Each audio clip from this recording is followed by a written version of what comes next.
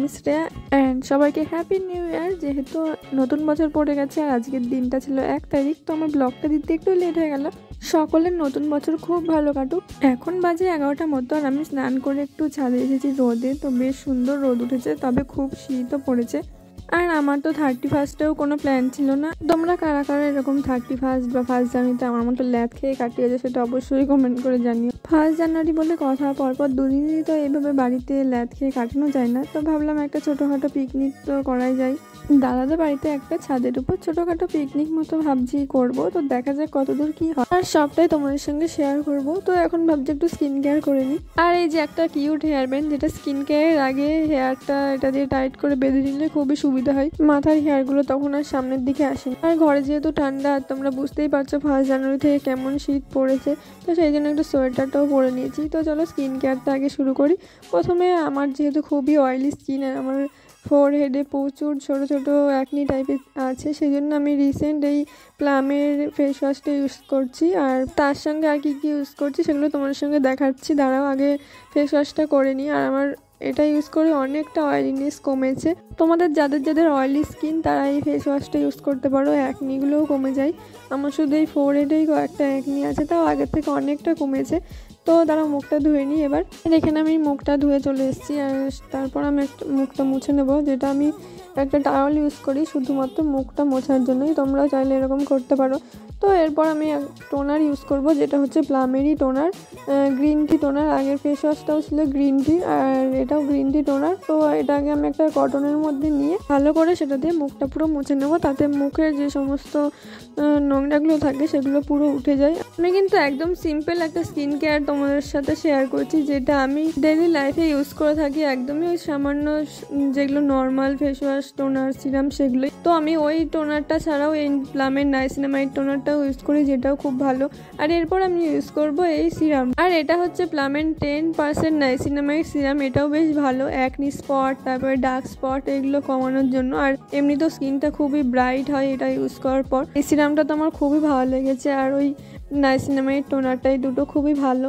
এর আগেও আমি অন্যান্য ব্র্যান্ডের প্রোডাক্ট ইউজ করেছি, আমার কপালের অ্যাকনিগুলো কমতোই না। তবে এই প্লামের গ্রিন টিটা ইউজ করে আমার এগুলো অনেকটা কমে গেছে। আর যাই হোক, দেখো আমার একটা পার্সেল চলে এসেছে। আমি কয়েকটা মেকআপ প্রোডাক্ট অর্ডার দিয়েছিলাম, সেগুলো পার্পেল থেকে এখন আমাকে দিয়ে গেল। তো এগুলো আমি শর্টসে দিয়ে দেবো, এখন সেগুলো খুলে দেখাতে গেলে অনেক টাইম লেগে যাবে। তো এবার আমি স্কিন কেয়ারটা তাড়াতাড়ি করে সেরে নেবো, যেহেতু সন্ধ্যেবেলায় পিকনিক আছে বললাম, সেই জন্যই কয়েকটা জিনিস তো কিনতে যেতেই হবে। আর এবার আমি ইউজ করলাম প্লামের গ্রিন টির ময়শ্চারাইজার। তো এখানে কমপ্লিট স্কিন কেয়ার, আর একদমই নর্মাল কয়েকটা জিনিস যেগুলো ইউজ করতেই হয়। আর এরপর আমি ইউজ করব এই সানস্ক্রিন, যেটা হচ্ছে ডট অ্যান্ড কির সানস্ক্রিন। এটাও অয়েলি স্কিনের জন্য আমার বেশ ভালো শ্যুট করেছে, গ্রিন কালারেরটা। তো আমি নর্মাল যেগুলো ইউজ করে সেগুলো দিয়ে আমি আমার স্কিন কেয়ারটা করি, যেটা তোমাদের সঙ্গে দেখালাম। অয়েলি স্কিনের জন্য বেশ ভালো। আর এবার আমি ইউজ করে নিলাম একটা লিপ বাম, যেটা শীতকালে তো ইউজ করতেই হবে। আর দেখো আমার মুখটা কতটা গ্লো করছে। তোমরা চাইলে এগুলো ইউজ করতে পারো তোমাদের যাদের অয়েলি স্কিন। তো যাই হোক, তাড়াহুড়ো করে এবার দেখো, তাড়াহুড়ো করতে গেলেই দেরি হয়ে যায়, চুলের সঙ্গে আটকে গেছে হেয়ার ব্যান্ডটা। এবার একটু যাবো পিকনিকের কয়েকটা জিনিসপত্র কিনতে। তো আমি দেখো সেইটা আর ভিডিও করতে পারিনি। আর এবার আমি রেডি হয়ে নিয়েছি, বিকেল এখন বাজে 5টা মতো। তো এবার আমি ওদের বাড়িও চলে এসেছি। আর আজকে মনে হচ্ছে একটু বেশি শীত পড়েছে, আর শীতকালে তাড়াতাড়ি অন্ধকারও হয়ে যায়। আর চলো ভেতরে যাই, আমি গিয়ে দেখাচ্ছি যে আমরা আজকে পিকনিকে কি কি মেনু রেখেছি। এই যে এখন এখানে মাংসগুলো ছোট ছোট পিস করে নেওয়া হচ্ছে। এখানে চিকেন নিয়েছি আমরা, আজকে আমরা বানাচ্ছি চিকেন টিক্কা কাবাব বা শিক কাবাব। আর এই মাংসগুলো আমরা শিকের মধ্যে ভরে ভরে বারবিকিউ টাইপের হবে। আর সেই জন্য দুপুরবেলা আমরা শিক, তারপরে যা যা দরকার সেগুলো সব অ্যারেঞ্জ করে নিয়েছি। আর এবার চলো তোমাদের সাথে রেসিপিটা শেয়ার করি। প্রথমে লেবু দিয়ে আমরা মাংসটাতে লেবু দিয়ে নিয়েছি, তারপরে আদা বাটা, রসুন বাটা, জিরের গুঁড়ো, হলুদ গুঁড়ো, ধনে গুঁড়ো, কাশ্মীরি লঙ্কার গুঁড়ো, লবণ আর ব্ল্যাক পেপার মানে গোলমরিচ গুঁড়ো, আর তার সঙ্গে লাগছে দই। আর সবগুলো একসঙ্গে ভালো করে মিক্সড করে আমরা 1 ঘন্টার জন্য ম্যারিনেট করে রাখবো।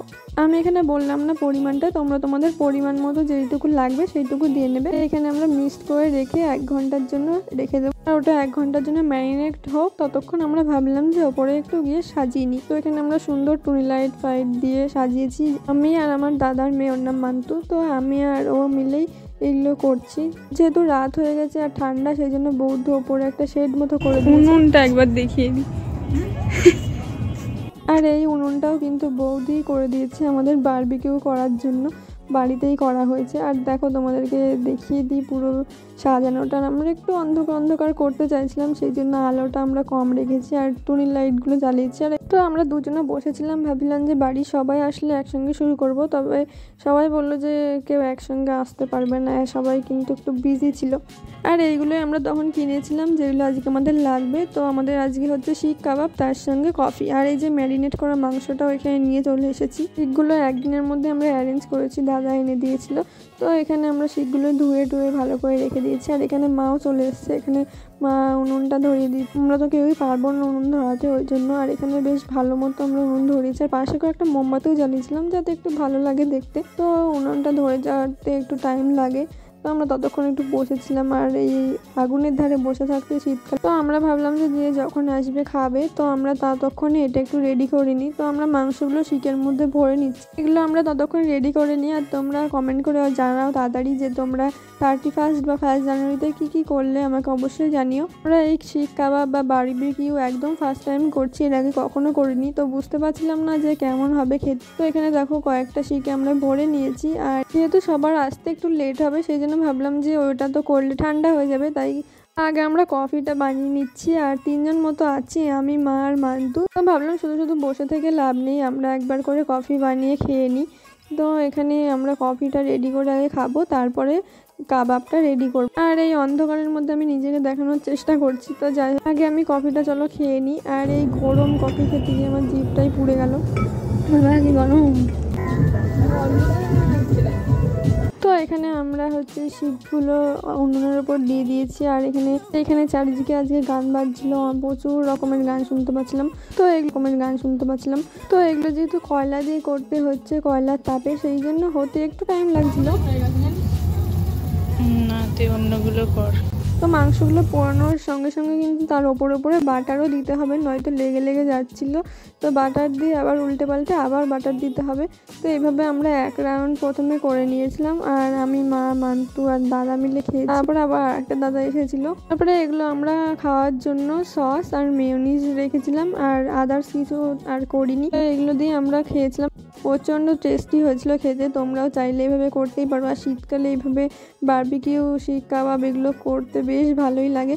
আর এগুলো আমরা 3rd রাউন্ড পর্যন্ত করেছিলাম, যেহেতু অনেকটাই মাংস ছিল। আর লাস্টে যেটা করেছিলাম শুধু শিকের ওপর দিয়ে, সেটা আর বেশি টেস্টি হয়েছিল। যেহেতু অনেকক্ষণ ম্যারিনেট করে রাখা হয়েছিল, সেই জন্য মাংসগুলো বেশ ভালো সফট হয়েছিল। আর আমরা খাওয়া দাওয়া করি, অনেকটাই রাত হয়ে গেছে। আর আমার 1 জানুয়ারিটা এইভাবেই কাটলো। তোমাদের যদি আমার ভিডিওটা ভালো লাগে, লাইক, শেয়ার, সাবস্ক্রাইব করে দেখা হচ্ছে নেক্সট ভিডিওতে।